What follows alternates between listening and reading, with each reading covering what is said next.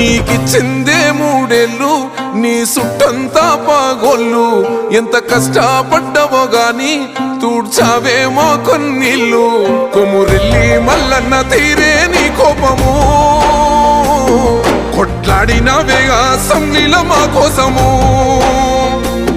మళ్ళీ నీ గెలుపు కోసం దుబ్బక మొత్తం ఒక్కటై వస్తున్నమే నువ్వు మాతో ఉంటే సాలో అన్న రఘన్నా సుడిగుండాలే దండాలు పెడతాయిలే మా కన్నా నువ్వు మాతో ఉంటే సాలో అన్న రఘన్నా నిన్ను మించి నోడే లేడే దుబ్బాక కన్నా